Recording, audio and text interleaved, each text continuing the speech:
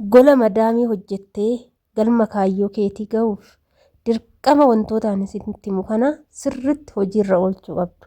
Viidiyoo kana keessattuu ijoolleen amma haaraa biyyarraa ba'aa jirtan kan gara biyya arabaa reefuu deemtanii gola madaamii seentanii sirriitti viidiyoon kun isin fayyada jechuudha. Innaa egaa shamarka fuunee kabajamtootaa fi daawwattoota hordoftoota keenya nageenyi koo kan jaalalaa fi kabajaa bakkaa fi lafartan isiniif haa baay'atu.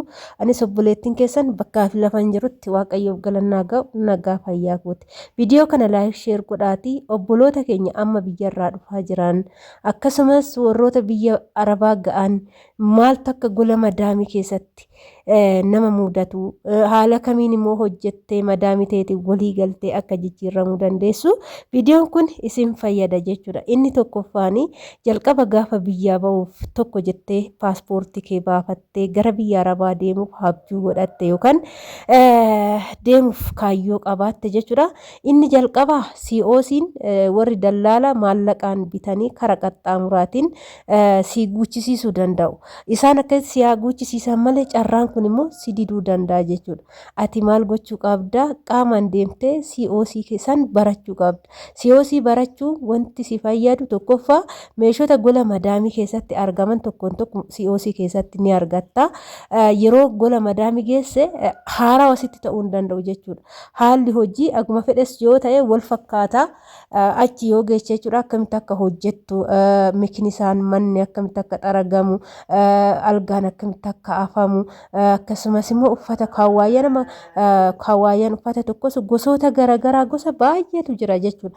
Isaan kana barachuuf COC barachuun ijoodha jechuudha. Waan baay'ee baratta waan ta'eef inni itti aanu immoo erga COC kee xumurattee jetteen booda qaxxituma jechuudha. Dallaalan osoo hin taane karaa imbaasiitiin guuttadha. Karaa imbaasiitiin biyya arabaa deemuun inni fayyadu tokkoffaa baasii guddaa hin baastu baasii madaalawaadhaan jechuudha kan biyya arabaa deemuu dandeessu. Dallaala yoo ta'e immoo maatii kee qotiyyoo meeqa gurgurchiiftee lafa gurgurchiiftee waan qabdu fixattee saniin immoo kasii ta'uu diduutu jira jechuudha.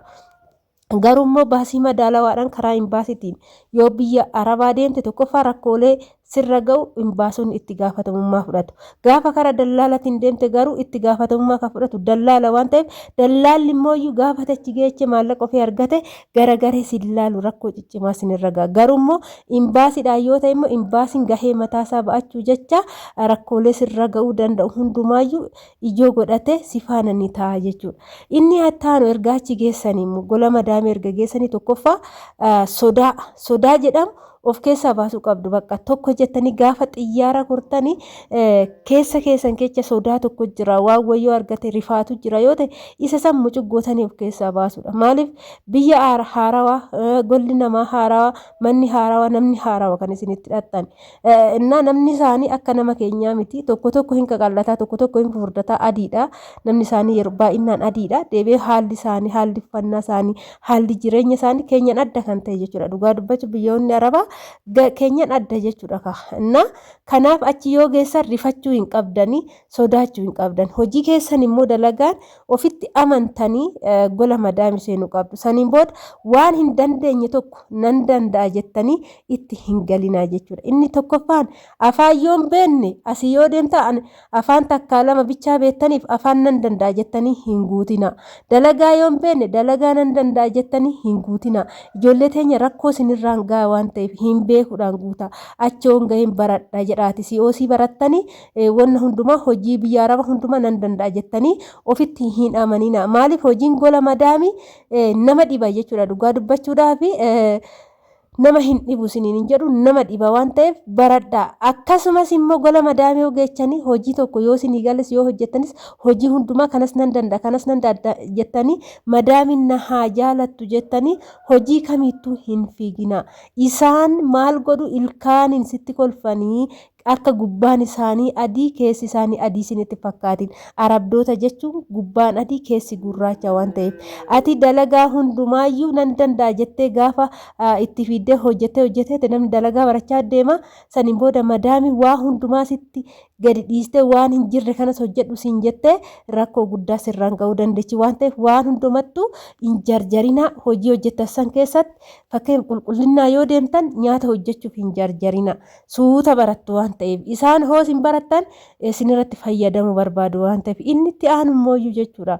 Gizee gola madaamii seentan gola madaamitti hojii yoo eegaltan hojii gola madaamii san madaamin naa jaalattu jettanii dalagaa san duubaa hin dhiibinaa jechuudha. Hin miidhamtu waan ta'eef erga madaamin sinitti agarsiiste aga torban tokko dalagaan mana ishee akkam akka ta'e meeshaa ishee akkam akka daradaratan duuba sinitti agarsiifti saniin booda sinirratti gatti jechuudha. Karoora hojii keessanii karoora dalagaa keessanii ofii keessanii baafachuu qabdu. Ofii keessanii karoorsitanii baafattanii dalagaa akkamtiin dalaguu qabaa haala kamiinan dalageetu haala kamiin akkam godhuu qabaa karoora mataa keessanii maal gochuu qabdu ofii keessanii baastanii karoora itti gochuu qabdu. Gaafa san immoo wanti isin hojjettan hundumtuu karoora yoo isinii qabate galma kaayyoo keessanii san ga'uuf immoo isin salphachuu qaba. Manni isaanii fooqii 3 fi hanga jalaati yoo ta'e dalagaa kana hundumaa har'uman hojjedha osoo hin taane isin madaamii ta'e hojiin dalagaa yaa dalagamu malee kaala hojii gola madaamii karooratti baafadha. Anamma gizee san karooran itti baafadhee madaamitti kan hojjetame argiti torbee keessatti dalagaa hundumaa gizuma tokko fixuuf hin xaaru jechuudha. Karoora itti baafadheen haala hojii kiyyaa sirreeffadheen haala saniin hojjetadha waan ta'eef jechuudha. Inni biraa immoo jechuudha. Gola madaamii yeroo hojjetanitti bilxinnati isin barbaachisa. Bilxinnatiin yeroo hundumaa maal gootu madaamii waan wayii yoo isin ajajje kana godhe yoo isin hin jette yoo dadhabdanis ta'ee kaan nyaara itti guurtanii hojiin isaanii dhumuu akkamta akkanatti ajajje silaa akkantan hojjechaa oole jettanii nyaara itti guurtanii aartu yoo ta'e madaamiin fuutee biirootti isin darbite kan biraa fidatti waan ta'eef madaamiin gola ishii keessatti kan fuulatti guuru kan ishee ifatu hin barbaaddu waan ta'eef hojjettanii hojjechuu baattanii ishii jedha jechuudha. Keessattuu biyya ormaatis isin galchuu qabu maala ishiidha jechuudha. Kashii ishii balxala akkuma jedhasan ishii jedhaati yoo dandeechan hin hojjettu yoo dadhabdan immoo yeroo biraatti dabarfattanii hojjechuu dandeechu waan ta'eef yeroo hundumaa maal gootu keessi keessanillee yoo isin aare gubbaan keessan aarii gubbaa keessanitti hin mul'isinaa isa san irraa of qoxxobaa isiniin jechuun asumarraan ana affeerraa keessaa waleetuu birraa jechuudha. Egaa kana fakkaata wanti gola ormaa keessatti humna arbaa amala saree yaa waaqayyo naa kenni jedhaniiti gaafa biyyaa ba'an kan deemaa jirtan haadha ormaa biyya ormaa fi biddeen mana ormaati waan ta'eef isa kana beektan ofitti amantanii deemuu qabdu malee achi geechanii maafan dhufee maafan akkas ta'e osoon biyya kootii ba'uu baadhee osoon achitti hafee jiraadhee guyyaan ani biyyaa ba'u sanii osoo adagaa makiinaan itti ajajee jiraate ijoolleen jettan baay'ee keessattuu jira jechuudha. Kuni furmaata hin ta'u jechuudha. Maaliif jennaan biyya arabaa deemuun duratti biyya ormaa kana maaltu jira dalagaa akkamiitu jira yookaan yoo onnetan namoota sirritti yeroon ammaa kun firiidha dhugaa isiniin jedha baratanii deemuu namoonni achi galan baay'eedha gorsoota garaagaraa jira bakka bilchinna sammuutiin deemu waan ta'eef wanni nama dhibuuyyuu hin jiru. Yoo si ta'e hin deemta yoo si ta'u baatee naftaa waan ta'eef ofitti amanaa yoo achi geechan hojjedha yoo hojjettan kaayyoo manaa baataniif sirritti beekaa isiniin jennaa viidiyoo biraatti